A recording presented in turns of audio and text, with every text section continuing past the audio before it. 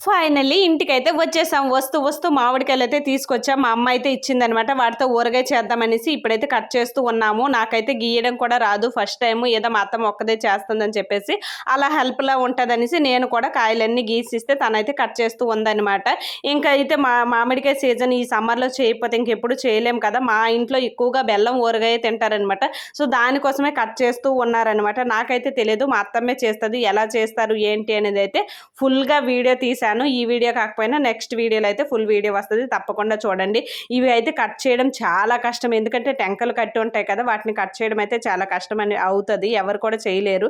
కానీ మా అత్తమ్మ అయితే మంచి సైజుగా అలా కూర్చొని ఓపికతో చేస్తూ ఉందనమాట. నేను కూడా అలా ఓపికతో కాయలన్నిటిని గీశాను. అందరి ఇంట్లో ఆవకాయ ఫ్యాన్స్ ఉంటే మా ఇంట్లో మాత్రం బెల్లం ఊరగాయ ఫ్యాన్స్ అనమాట. అందరికీ చాలా ఇష్టం. సో, ఈ కాయలు తెచ్చిన వెంటనే ఇలా కడిగి ఇంకా గీసి ఇంకైతే దాని ప్రాసెస్ ఉంటది. నెక్స్ట్ వీడియోలో కంపల్సరీగా చూసేయండి. Bye bye.